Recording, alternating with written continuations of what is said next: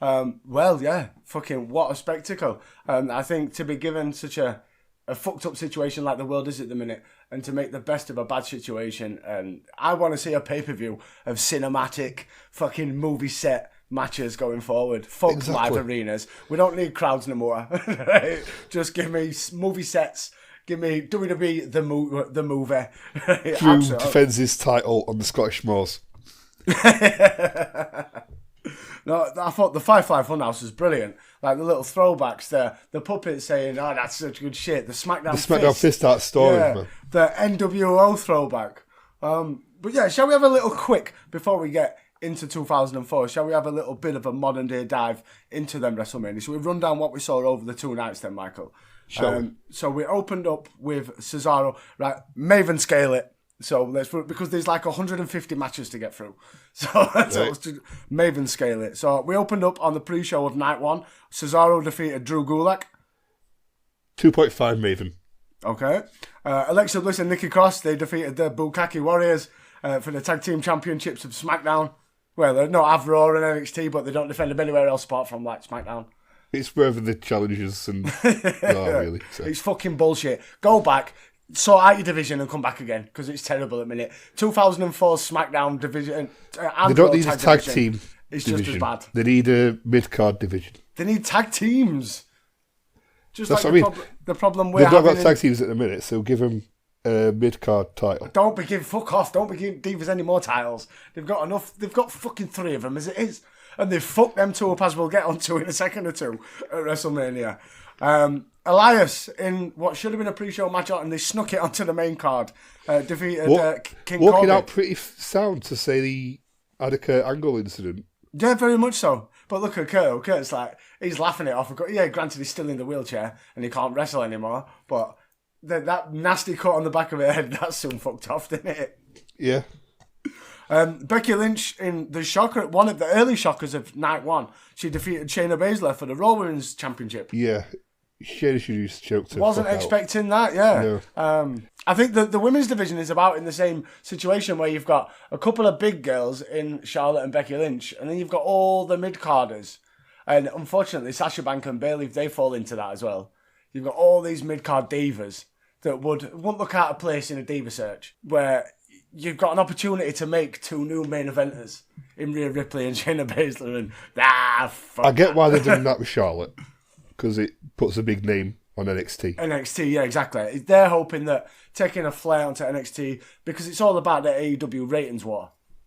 Even though WWE will never talk about it and then never admit it, it's all about that. Do you know what I mean? It's all about that. Moving on, Sami Zayn with his little cohort. Successful title defence. Yeah. I think it's a perfect way to kind of book him as I need my pals or I can't win. Perfect heel. Very much like how they booked The Miz when The Miz is a heel. Yeah. Like when The Miz is surrounded by people, he's hard as fuck, but when he's on his own, he's very, very vulnerable. And I thought it was perfect booking. And I think I think we're going to get maybe next pay-per-view, Drew has a chance, Gulak has a go against... some could argue Allen in 2004. Yeah, no, definitely. So he needs his crew around him, or without that, he's fucked. I was expecting a Gulak heel turn, but... How weird is it that you think that WWE currently in 2020, they've got 2 guys on the main roster called Drew? Yeah. It's not a very common name, is it, Drew? And they've got 2 of them.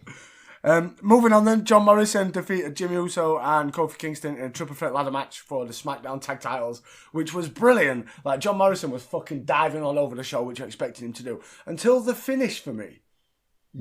I don't know, the finish could have been booked any other way, apart from all 3 of them with their hands on and they push Morrison off and Morrison's got the belts as he falls. I did like it. I gave him they stole the victory.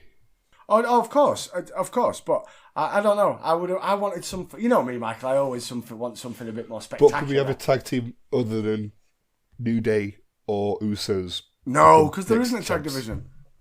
Mike, we fucked up on the Maven scale. You stopped Maven scaling stuff. You didn't Maven scale Elias or Corbin. 1.5. Becky Lynch and Baszler. 2.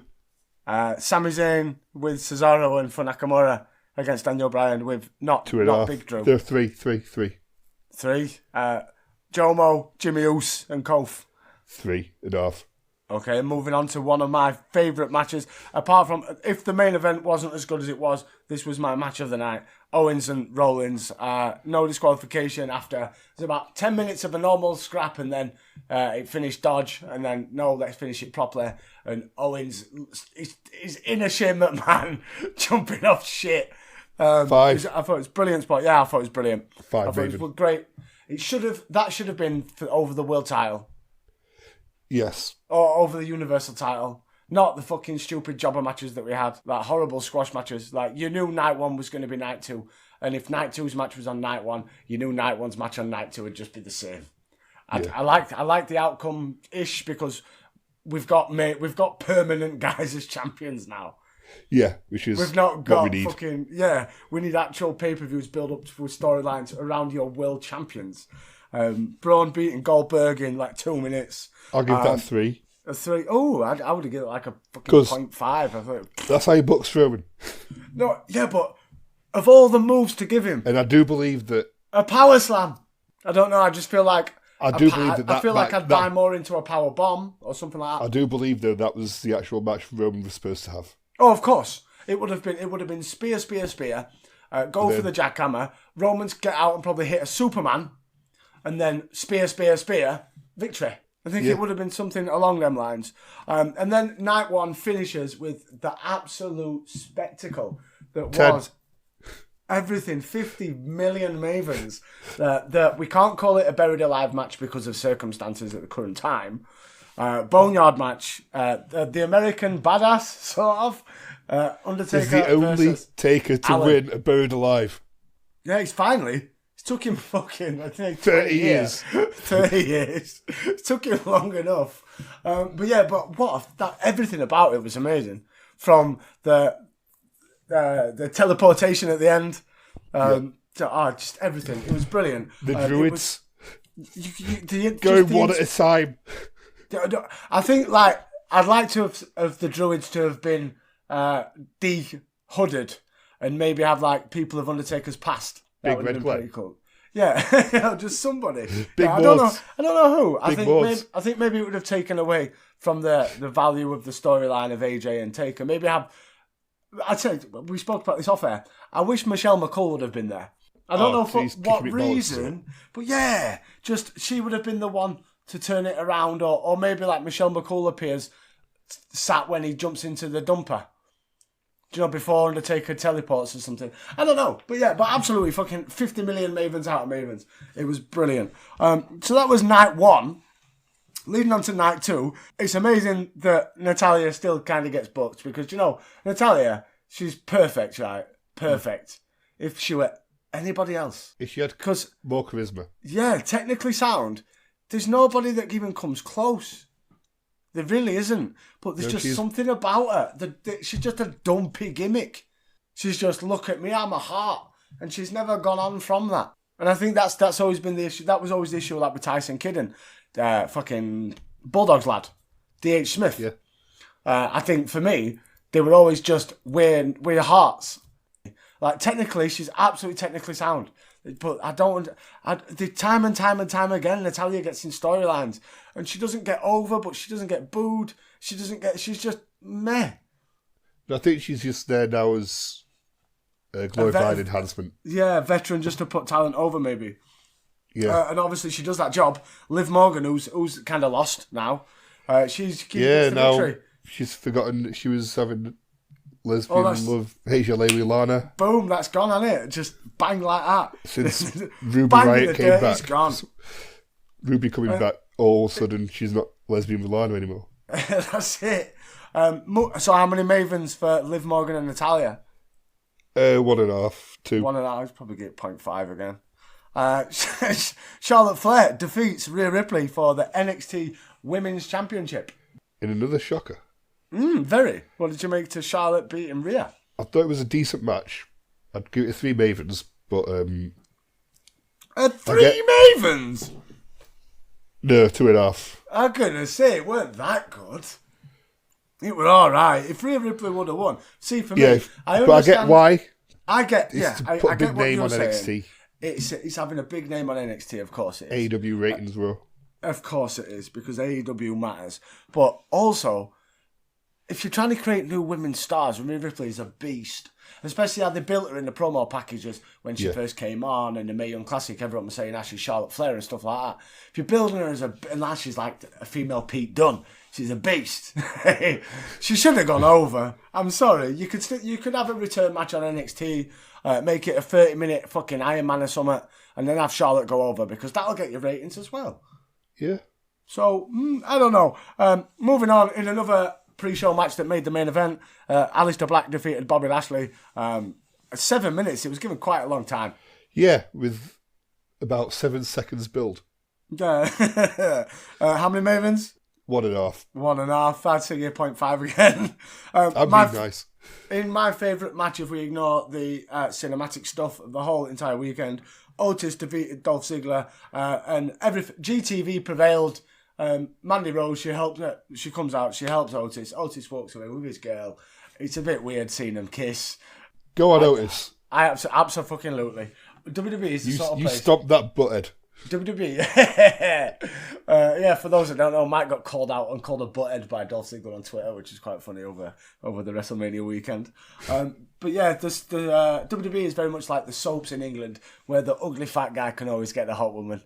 Of course. Always. Of course. How many Mavens for Otis? 3. I'd go 3 as well. I enjoyed that one very much. But don't you think Dolph Ziggler and Sonya Deville? They're like... It's a rich version of Triple H in China. Yeah, exactly. It's a second-rate Billy Gunn in China. Terrible. But I tell you something, though. Sonya Deville is hot stuff. Over recent times, I don't know what it is, how they're kind of dressing her. She's looking a lot more woman. She's looking a lot more diva-y, manager-y than she were when she were wrestling a lot more, when she's a bit more MMA Street Fighter-esque. Well, it's different gimmick, isn't it? Yeah, absolutely. Edge in a match that we're quite we've got split opinions on, haven't we? Really. Edge and Randy Orton, fucking trying to kill each other. 7 hours, 30, 35, 36 minutes, something along those lines. Something like that, yeah. It was a long time. In my opinion, probably the best last man's ladder match. Ladder match? Last man standing matches? One of the best last man standing matches I've ever seen. Do you know it was the longest WrestleMania match in history that wasn't an Iron Man? Nice. No, I didn't know that. I don't know if that's right or not. I saw that on the internet earlier, so you got to believe fucking Jimmy J. Bob from Wisconsin or something who posted it. Or was he being facetious like you? No, I believe it might have been it could have even been a fucking direct Dirty Dave quote. Could have been. I'm not sure. But yeah, if it is. It was a long match. I think I enjoyed it. But it was a beautiful story being told. Oh, of course. It was a proper blood feud. That was for sure. There were a couple of moments that made me go, oh, like when they did the Chris Benoit spot. Yeah. Why would you want to do that? But I loved Edge's intensity when he did the concerto on the top of the truck. Yes. Kerblamo before he hit it. It was great, but I think going forward from here, what do we do with Edge? Now where does he go? Is it someone... Take title from Drew. Oh, what, in a Scottish Highlanders match? Yes. If you don't get that joke, he was in Highlander. Then moving on then how many Mavens then for Edge and Randy? 5. I give 3. A solid 3. Just went on for a little bit too long. It lost my attention when they were just scrapping for no reason. It wasn't the scrapping bit. It was the scrap for 2 minutes, spend 5 minutes going.